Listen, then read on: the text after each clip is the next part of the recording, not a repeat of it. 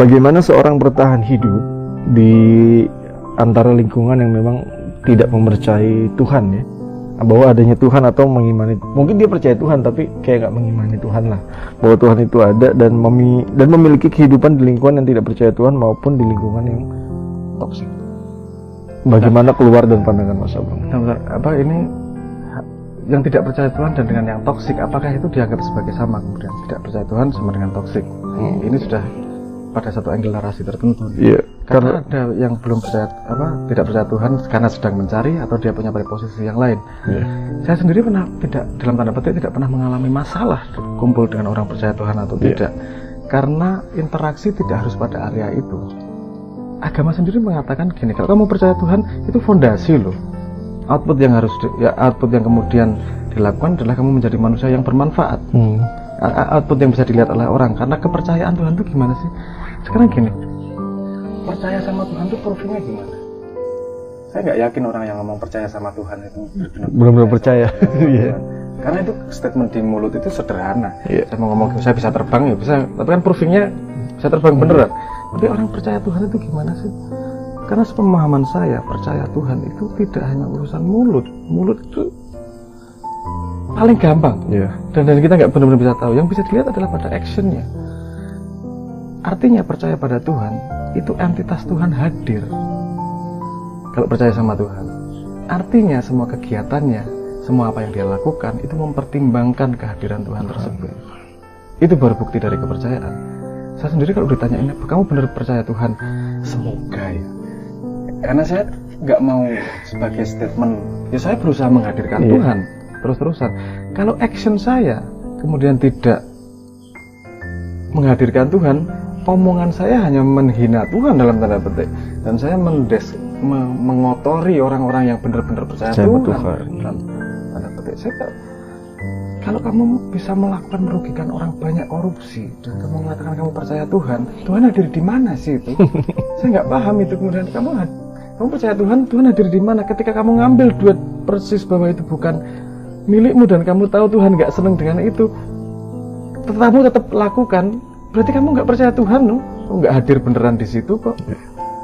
Jadi keislaman, kesolehan, percaya sama Tuhan itu bukan sesuatu yang bisa diomongkan oleh mulut menurut saya, tapi pada action kamu setiap hari gimana, hadir nggak Tuhan dalam hidupmu?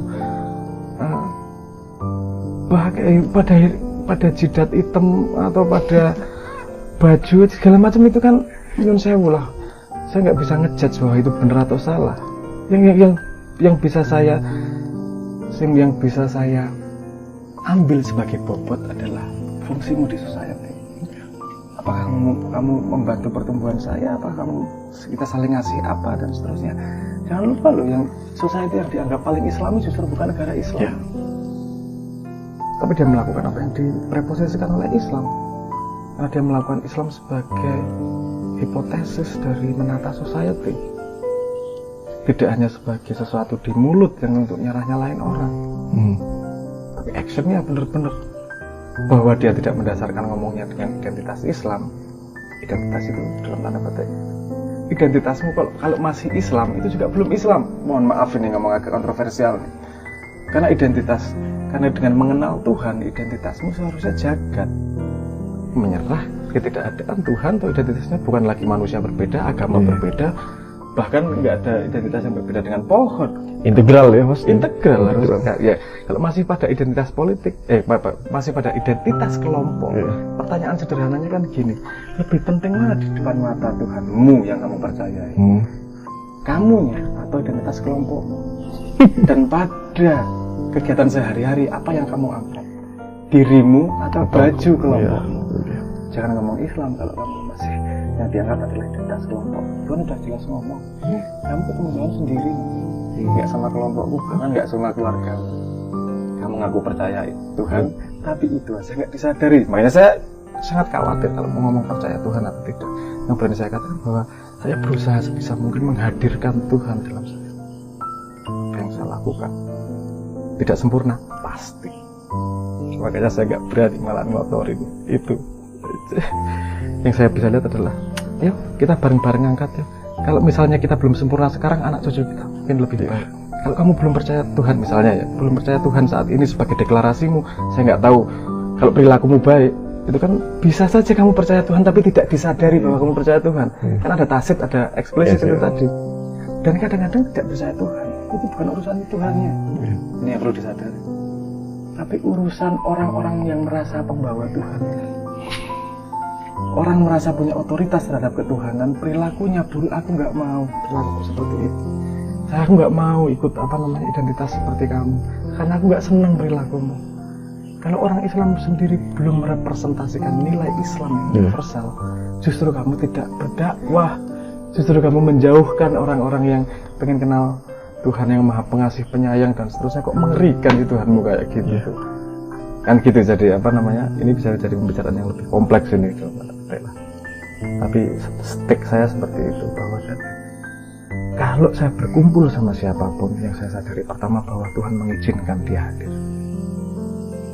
Karena dia ada, dia satu dari sejuta sperma yang ada, dan dia yang dipilih sama Tuhan untuk menjadi manusia. Pasti ada gunanya, pasti Tuhan ada maksudnya. Dan untuk menghakimi, sesama murid tidak bisa mengisi rapat teman. Yang bisa adalah, gimana kita saling bisa berkontribusi. Kalau belum dirimu yang sekarang, mungkin besok. Dan saya tidak berani mengatakan bahwa diriku yang sekarang paling baik juga. Siapa tahu dengan kita bergaul terus, mencoba untuk memecahkan masalah. Musuhku bukan kamu, tapi musuhnya adalah masalah. Siapa tahu dalam perjalanan itu kamu tumbuh menjadi sesuatu yang lebih baik. Dan saya bisa menyadari juga saya bisa jadi baik. Saya merasa kita semua adalah murid, dan bareng-bareng menuju dengan perjalanan itu. Paham saya seperti itu. Kalau kita punya konstruksi berpikir seperti itu, rasanya tidak mudah untuk menyalahkan orang ya, Mas. Gak berani menyalahkan orang. Dan sulit. Sulit, gak berani. Saya paling takut menyalahkan orang itu. Yang saya bisa menyalahkan itu kedangkalan, kebodohan. Begini Bu, kebodohan saya tidak menyalahkan. Orang yang tidak mau tumbuh, itu yang saya paling nelongso pada petik lah. Kok nggak mau tumbuh? Bahwa kamu keadaan, kalau orang bodoh nggak masalah. Kalau mau tumbuh, itu dalam perjalanan. Gini loh, orang yang menganggap petunjuk menuju Tuhan itu adalah Tuhan. Apa maksud saya? Ini maksudnya jalan menuju Tuhan, kayak jalan menuju Bandung. Jadi kita perjalanan, bukan berjalan menuju Bandung, tapi petunjuknya ini dikelonin kayak gini. Ini lo yang bener, ini yang benar. Kamu nggak akan pernah sampai ke Bandung. Tersesat itu syaratnya nomor satu adalah berhenti berjalan. Untuk alasan apapun. Kalau nggak pernah berhenti berjalan, ketemu jalan buntu yang balik tuh. Salah jalan, cari jalan yang lebih baik tuh. Itu nggak tersesat. Bahwa saat momen itu dia belum pas. Ketika dia tidak berhenti untuk tumbuh, masih ada kans memperbaiki diri. Tapi kalau dia sudah merasa benar, dan itu kuda-kuda untuk menyalahkan orang lain. Orang yang sudah merasa benar itu mampu menyalahkan orang lain. Maka kalau dia sudah merasa benar, resiko terbesar untuk tersesat.